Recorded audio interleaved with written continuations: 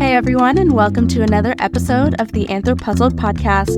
I'm your host, Abby Letzinger, and every 2 weeks we'll explore how anthropologists are forging unique career paths beyond the usual academic sphere. Tune in, get inspired, and start piecing together your own career puzzle within the world of anthropology.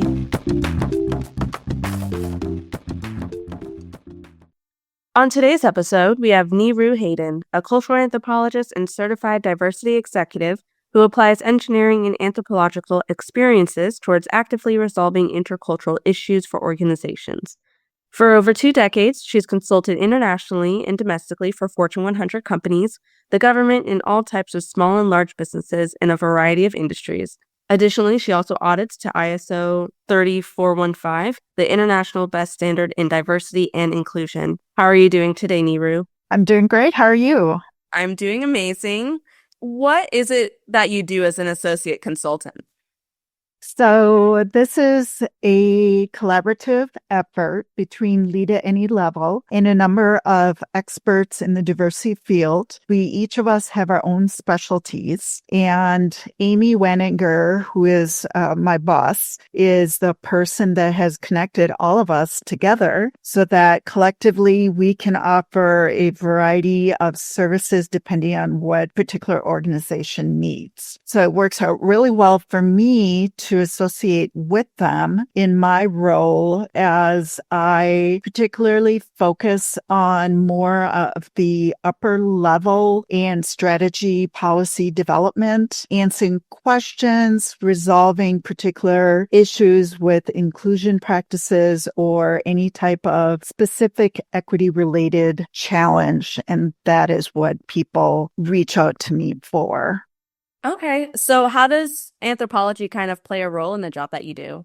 Well, as you know, people are a company's most important asset, but unfortunately, it can also be a company's most difficult problem to solve. And so what I do is not only do I use my experience in anthropology field work, but I also use engineering principles to really try to delve into what root causes of people issues are, to devise those particular solutions that actively and realistically resolve the issue. So it's not putting a Band-Aid on a problem, but rather let's really figure out what is causing the performance issues or the person issue, the turnover. Why are people actively leaving after 2 months at a particular organization? So I go through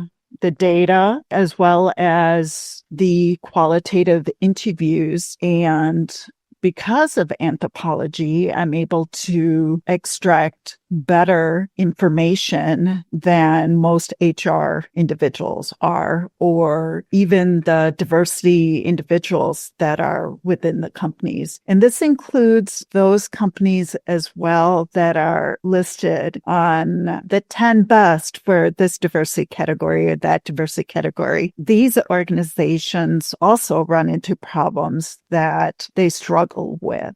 And so companies like Lead at Any Level and my fellow consultants and I do our part to kind of fill in those gaps for these organizations.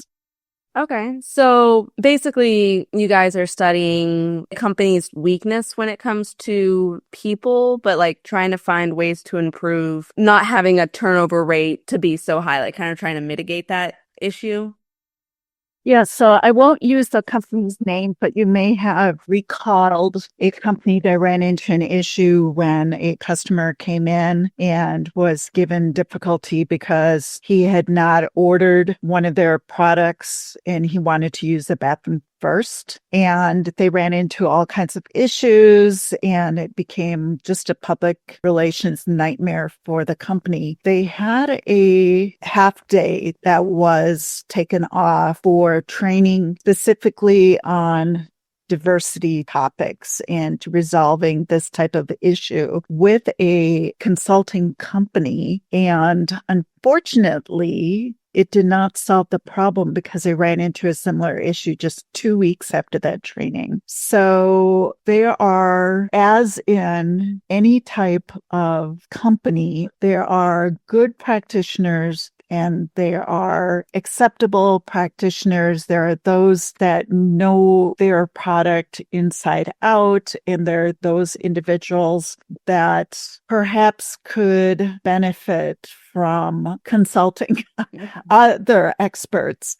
I highly recommend, and I am humble enough to know that I don't know every aspect of every principle of diversity. I am myself continuously learning and striving to learn from those people that I consider to be experts. I do consult with international colleagues as much as they consult with me. And one thing I love about this field is we do share knowledge. And one of the areas in which I'm happy to offer my experiences is in the field of anthropology, of being able to help my fellow colleagues in the field to improve their own programs. There's just so much work to be done, and I only anticipate that this area is going to explode within the next few years, next decades, because there will always be people problems. And in the title, I mentioned intersectionality because people will look at a problem that they feel focuses on religion or ethnicity or perhaps a generational thing without taking into account that it may actually be a combination of a number of different characteristics that all happen to impact a person's performance within the workplace. And that's what anthropology is all about, study of humans, as you know. Right. With doing these studies or working with these companies, I've been given advice whenever interviewing for jobs to ask that company, why is this role vacant? Like, why did the last person leave? Do you feel like asking that kind of question might disqualify you from like a job position because this is not really information that they're wanting to share? No, I think that's very important information for you because you are interviewing that company as much as they are interviewing you. You want to know whether the company is going to be a good fit for you. You're going to spend so many hours in the workplace, not only in the workplace, but then you're going to be thinking about, well, hopefully not too many hours, but when you're home, you're also going to be having thoughts about your responsibilities and so on. If it is not a good fit for you and you're struggling in your role or struggling to find support, then that can really wear on you physically as well as psychologically, emotionally, spiritually, on so many levels. So I do recommend, and I have asked also if I didn't already know the reason why a particular position was there, I do ask. One of the things that people in the diversity field in particular need to be cognizant about is after George Floyd's murder and the resulting chaos that happened around the world, some companies sort of rushed into creating and filling positions to have either for their stakeholders or for their public or for their employees to say, hey, we believe in equitable practices. However, in their rush to fill these positions, there has not always been an emphasis on getting the best person in the role. The qualifications were not always tied into what the company needed. So, for example, one particular company may really struggle with performance issues. Another company may be more concerned about retention. So they need to get the right people in those particular roles to solve those issues. As a person coming in, you may be following somebody who absolutely did not know their job. And so you may be walking into an environment in which people have very little faith or trust in the role that you are going to be filling. So you come in excited, ready with your great ideas, ready to collaborate and help and support people anthropologically, only to get a lot of pushback that you don't understand.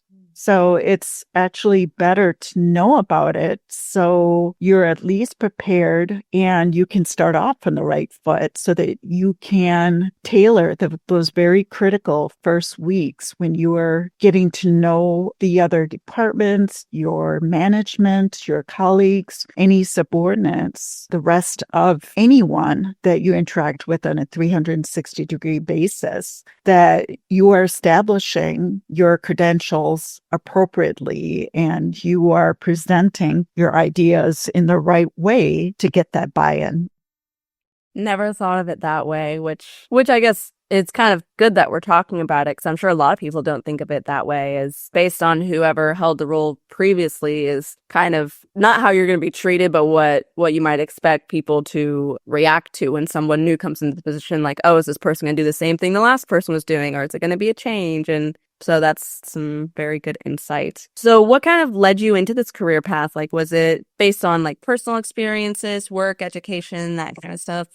Well, I am Asian. My parents immigrated from India, and I'm in a marriage with an African American gentleman and raising a biracial child. And I'm also a female, identify as a female. And I also tick off a few other checks on the intersectionality checklist. And so I already had a background of being raised as a member of, to use today's parlance, underrepresented populations. So I have experiences in a number of them, but I was not really interested in this field, but ran into issues from the very beginning that I didn't really realize were equity issues. And I was originally in engineering, had to solve engineering problems, and came to the realization that the number of issues that I was having to manage were actually people issues rather than mechanical or chemical issues. So primarily they were miscommunication issues and misunderstandings of human nature and behaviors. These were not taught to me. I had no idea what I was doing. This was all that I learned on the job and had to resolve as a necessity of not having to work 14 and 16-hour days. So I had to learn. I made a lot of mistakes initially, but as I solved a problem, learned my lessons, I began to apply what I learned to the next problem. And through word of mouth, people in different organizations began reaching out to me and asking me for my help to resolve their problems. And it just kind of snowballed from there. It was a matter of being prepared and open to a bit of discomfort, applying what I knew to new circumstances and situations. And then I discovered that what I enjoyed most working with were intersectional and intercultural situations. And at that point, that's when I actively sought out those opportunities that get me a chance to explore my interest in this field, and then led me to decide to go back and get educated in anthropology. So very roundabout. Yeah. I mean, I feel like most individuals, depending on what kind of work they get into, usually it has some kind of personal experience basis to it. So, I mean, how can you not? It's this is your life, and you as a person are shaped by your surroundings and the individuals you have in your life and all that. And it's also a question sometimes of kind of with job hunting, focusing on a job hunting kind of frame for individuals who are biracial like myself, because my dad is Black and my mom is white. When it asks those DEI questions of, are you male or female, Hispanic, not Hispanic, what's your race, disabilities, veterans, that kind of thing. Whenever I'm answering those questions, I always wonder, is answering these questions turning employers away from me as a possibility, even though they're not supposed to? This is they're not supposed to take those kind of things in consideration. But I always ask myself, will marking one race or another help me get a job better than the other one? Or will marking both of them kind of increase my chances of finding a job? And of course, there's tons of data on that Yeah. to support what you're saying. Absolutely. With you going back and getting your master's degree in cultural and applied anthropology, I saw that you were also kind of like an adjunct professor or currently still a professor. Yeah. What kind of classes do you teach as a professor? So I started out actually corporate training. So it was a wide variety of leadership classes. And because of my technical background, it expanded out into teaching how to resolve performance issues. And that led to a lot of diversity courses that I developed. And through my interest, I continued doing more of those and more of those. But currently, and since 2010, I am teaching adjunct classes in industrial technology. So, yes. There is no knowledge that is wasted in my life. So I do a lot of materials that relate back to things in manufacturing. My particular love classes right now are the lean classes for lean manufacturing. And I have utilized my anthropological and diversity skills in overhauling my classes to actually make them more people-centric and user-friendly. So my students actually get a lot more out of my classes than the average student in the average class. So I once had to teach intermediate math to retired or laid off workers from an automotive facility. So these were union facilities, workers, and everywhere from 18 to 65 plus who had been out of school for maybe 1 year up to 30 some years. And they all had to pass math up through trigonometry. And I had to take them from addition and subtraction all the way to trigonometry in 9 to 12 weeks. Their original pass rate before they asked me to take it over was about 24% passing. And after I took over, I think only 3 people over the 4 years I did it did not pass. So it was almost 100%. Wow. To the point where 2 years later, they still remembered and they were able to get jobs. I think my favorite compliment was ran into an ex-student who said, "I credit you with allowing me to feed my family." So, and it's something that I just love about being in diversity and I love about teaching is that in diversity, we have, as well as teachers, but if you do your job right in diversity field, and that can be applied to any workplace solution that deals with people, but you can have lifelong impact on the individuals that are involved. And that's why I do it. See, and that's what we need a lot more of, especially now in like the education field, is, people who care about their students and, seeing them succeed. Because I had many professors when I was in college. I had many teachers who just didn't care very much for teaching, or they did a very poor job about it to the point that the teacher's assistant was basically the teacher. So yes, I had a few professors where their classes were just so poorly executed that they had a high fail rate. And the school is like, "Oh, these classes are just really hard." I'm like, no, they're just unnecessarily hard. So having professors that care and improve, the education or the courses, I think is what we need a lot more of. But it's hard these days because it's not so much you're fighting the students nowadays, it's you're fighting the parents, because kids aren't taking responsibility for failing classes if it is their fault. I have a friend who's an English teacher, and she says it's really hard to stay being a teacher because things are being made a lot harder than it needs to be to educate the young minds of America. So it's part of the education field is like any other organization with customers, which are the students, and perhaps the parents, but the customers are, let's say the second tier customers are the businesses or the four-year colleges. Say, for example, if you're a community college, it is absolutely essential to look at that as a process and to figure out where the problem is and to actually get to the root cause and solve it. If there's difficulties for the teachers who are teaching it, why is it difficult for them? At what point is it difficult? How can we resolve it to make it better for the teachers so that they can provide a better experience for the student? Because unless the student's actually learning the material and able to retain it, then there's something wrong in the process somewhere. And it's very, very important for society to figure out what that is. But again, diversity is and engineering principles are required. Yeah. So when you're doing your consulting, when you're being a consultant, what kind of methods do you use to help companies improve? Like, do you do surveys or?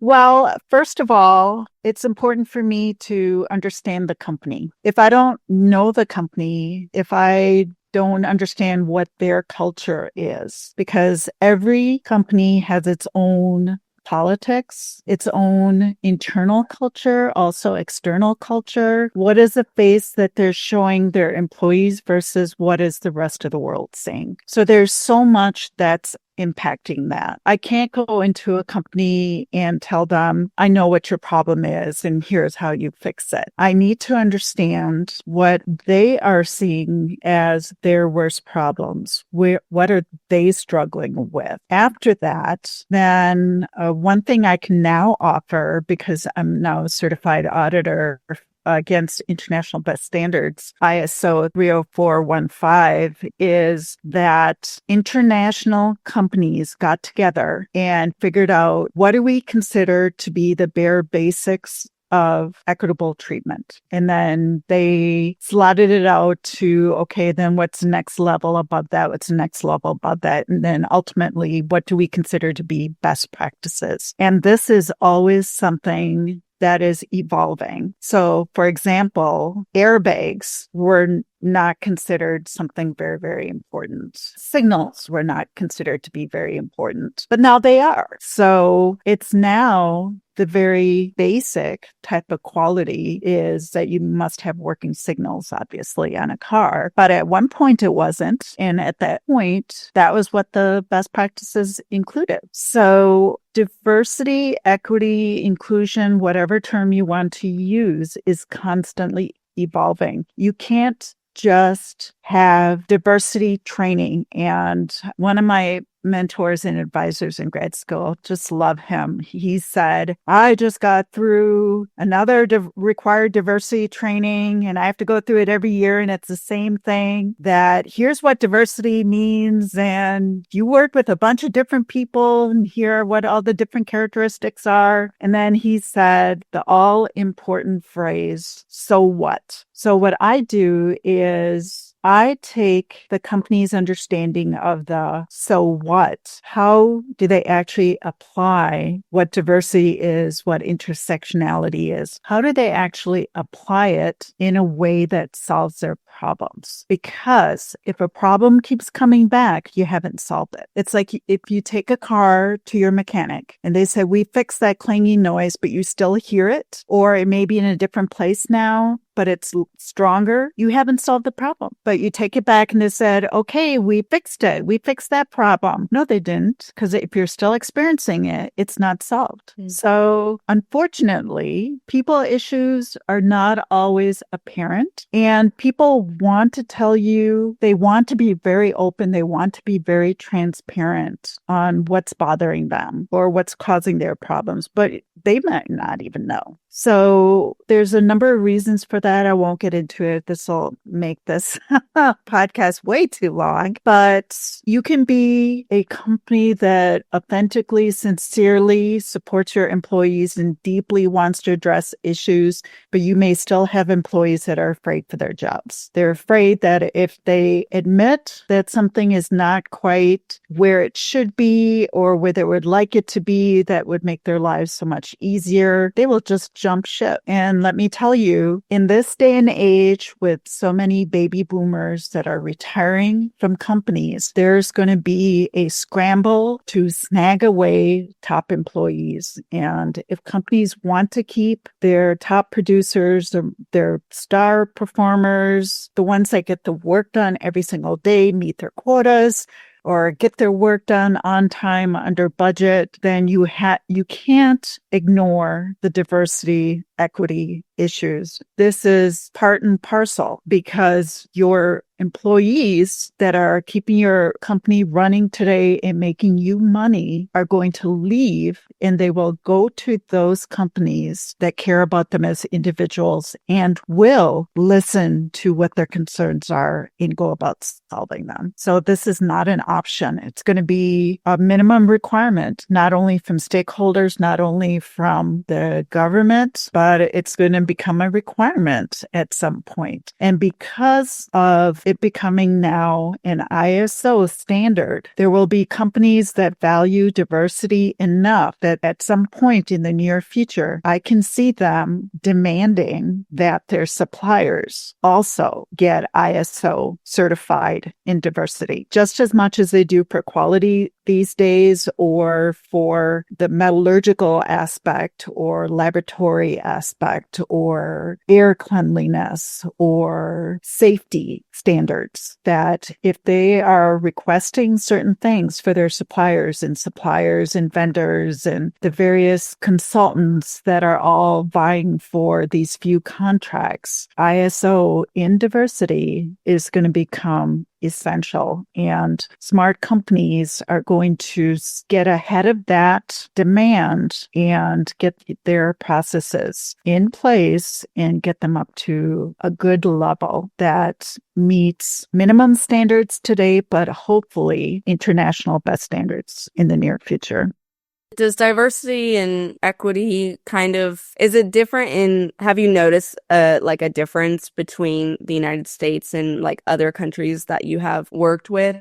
So different countries and the different companies within them have some similarities, but also some differences. To give you an idea, so Denmark, I think it's Denmark, is closing some homeless shelters because they don't have enough homeless people to fill them. So can you imagine that? How wonderful would that be? Yeah. And then you think about certain other countries that are struggling with immigration problems that they don't understand. And there's other countries that are welcoming immigrants and going that extra couple of steps to make sure that they're being welcomed. There are some countries that are professing to welcome immigrants and then turning around and not offering the sufficient help and support that they need. So in various ways, there are similarities. Like they all struggle with people issues to some respect, but in some countries, there's already very good equity, gender parity in salaries. How great would that be? Here in this country, it's actually something that they list on their websites. Hey, we pay that, we've had gender parity in salaries since this year. Other than those particular companies that are making a special effort for it right now, a man and a woman do not have the same salaries unless they're union. That's terrible. That we're in the 21st century, and there's all kinds of challenges that are on different levels. And unfortunately, even people within that particular intersectional traits are also behind some of these types of issues. And this is a real struggle in many countries, but other countries have a little bit easier. But I've still been asked by countries who I feel are so much further on the path than we are in the United States that we could really learn from. But on the same hand, it's that Southwest and other airline issue. I don't know if you're familiar with Southwest Airlines. I'm aware of the airlines, not their issues.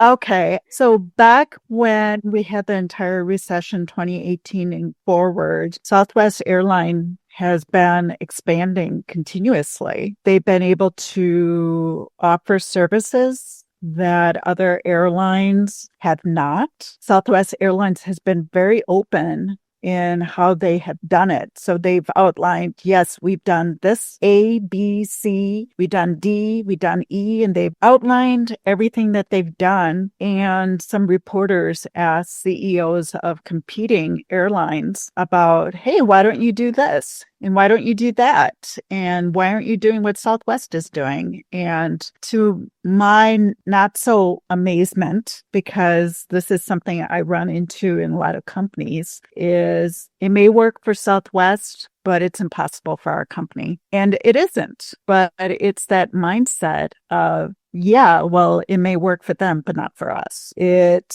may work for that country, but not for us. It may work for that company, but not for us. They may be able to offer gender parity in that company, but not us. So yeah, it's an interesting field.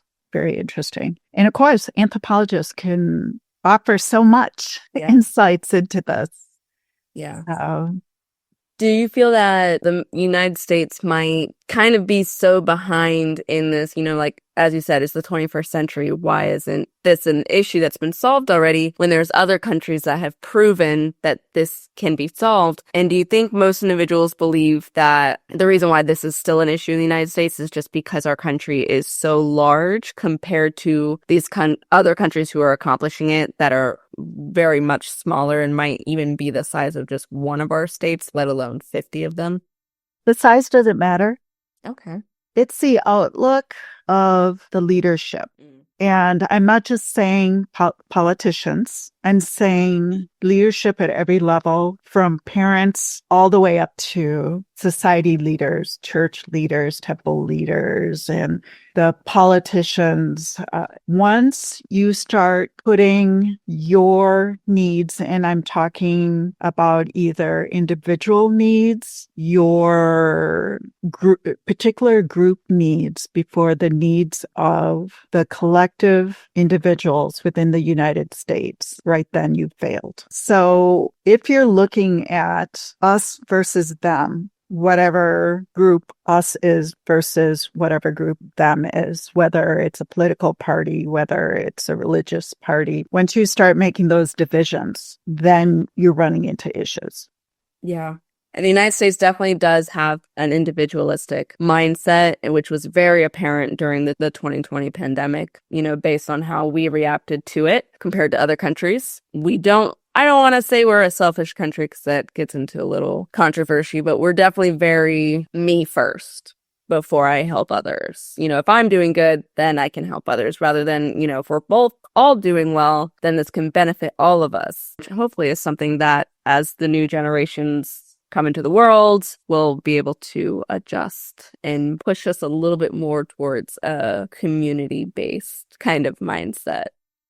Yeah, it's a very complicated issue. One thing that concerns me, and it's been causing havoc for companies that I consult with, is individuals that have blinders on. And that can be a single person in a company can wreck the future of a company by staunchly refusing to compromise or negotiate or collaborate because they're so convinced that they are right and everyone else is wrong. My way or the highway mentality. Exactly. So I have actually firsthand witnessed companies have gone out of business because one person who did not have the right information or the right understanding had too much power within that company, which led to the downfall of the company, and the company went out of business. So yeah, it was very unfortunate. I felt bad for the employees. And that's something, again, the leadership allowed one individual to stand firm. Now, however, then you see other companies that say we are absolutely determined to move forward. And if we need to prune individuals that are not going to move forward with us, then they have decisions to make. That sometimes becomes the hard decision. But again, it's a leadership.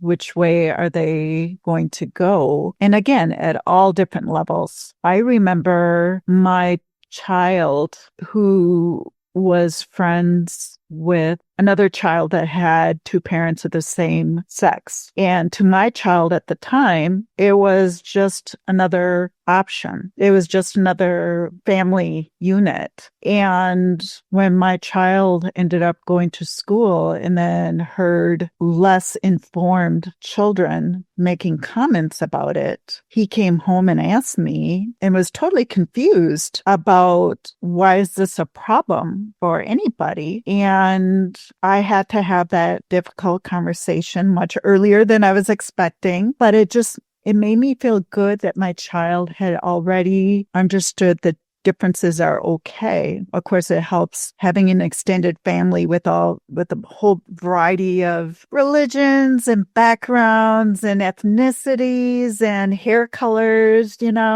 and we all, get along great. It's a matter of how do you choose to start from the very beginning and get the child's brain either expanded or limited in how they view their world. So it's not just what you say or do, but it's also children at a very young age pick up on what you don't do. They notice when you look away from certain groups or certain individuals and they start questioning why, or they pick up on who their parents talk to and who their parents refuse to talk to, and they start making assumptions about this. So it takes a village. It takes a village to overcome this issue. And unfortunately, if we don't all row together, we're not going to go anywhere.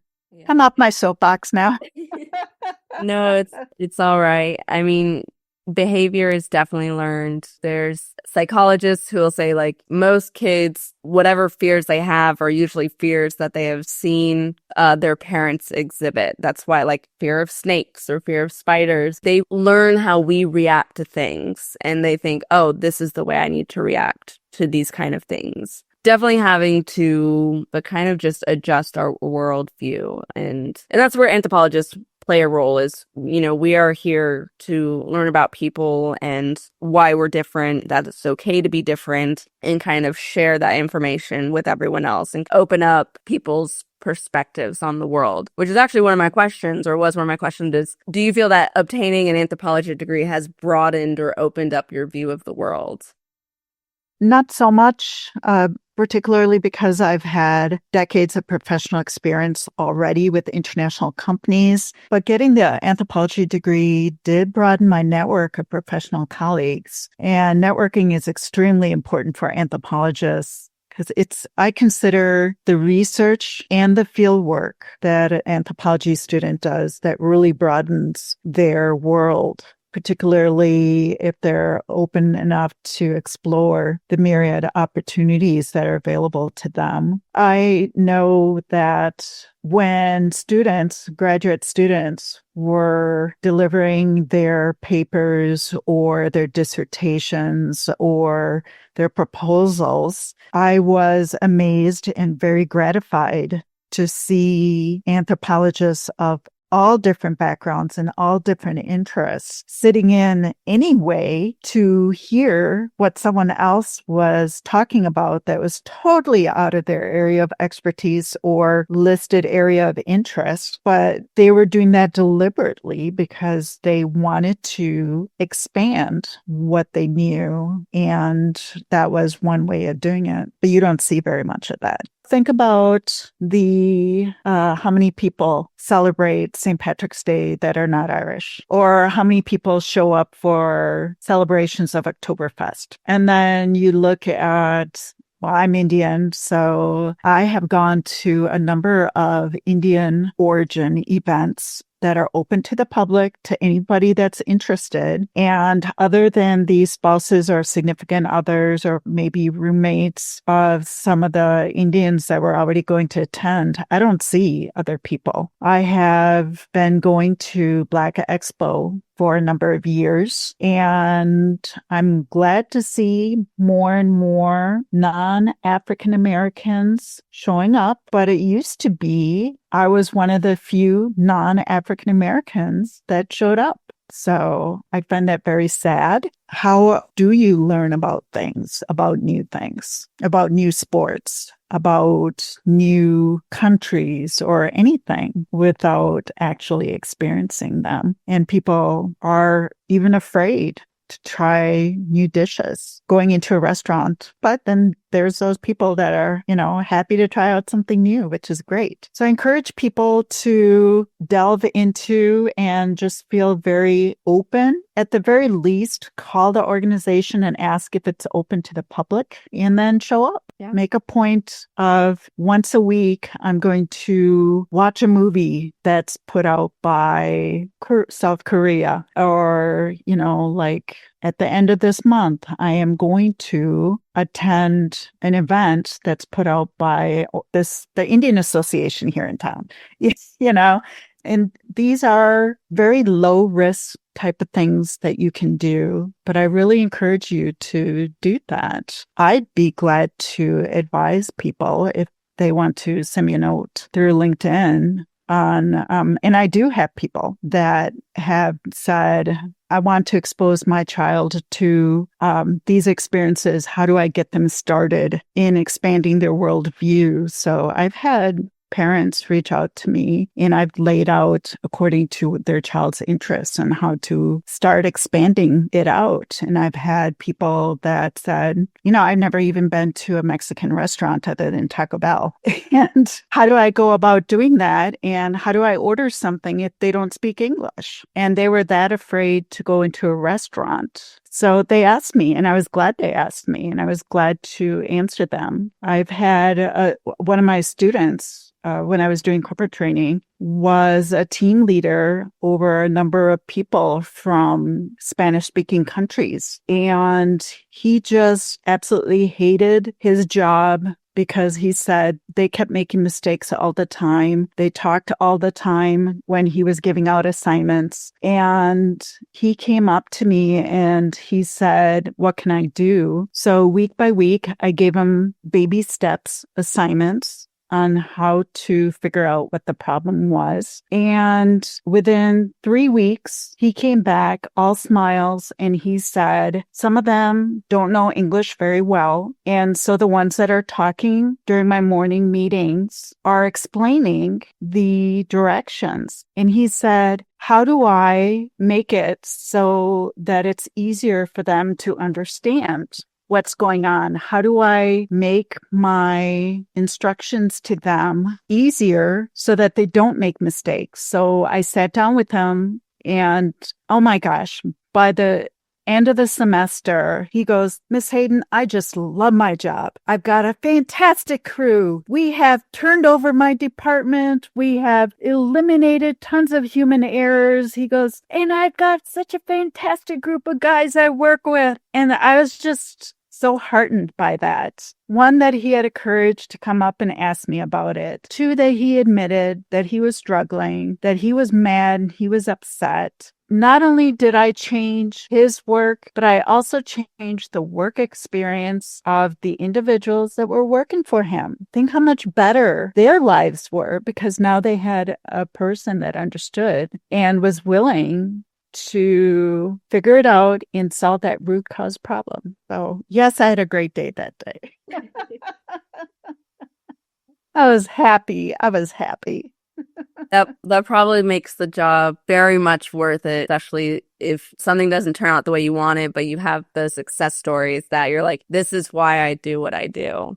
Yeah, and here's one thing about diversity and equity programs. If you actually get those that address your root cause, you as a team leader, as a supervisor, as a manager, director, vice president, whatever your level is, you are going to see so many amazing benefits because you're going to have happy employees. You're going to have fewer sick days being claimed. You're going to have fewer errors, fewer defects. You're going to have less turnover. And the side benefit of all of that is, oh my gosh, you're going to be hauling in the profits. Your shareholders are going to be so happy. But that's something that the majority groups don't recognize, or they refuse to recognize that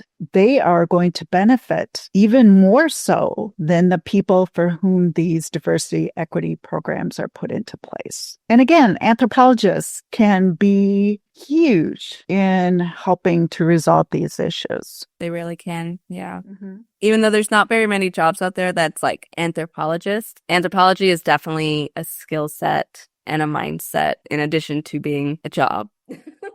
Part of anthropology is that you're being trained to spot those particular behaviors and to be able to view at a slight angle, like 2 degrees off from the majority of individuals. Exactly. And I think that is a skill that everyone should maybe look into developing for themselves, because just imagine how many more problems can be solved if we could all have that kind of perspective in our everyday life. Now, before we get into our final 4 questions, is there anything else that we haven't discussed today that you would like to talk about?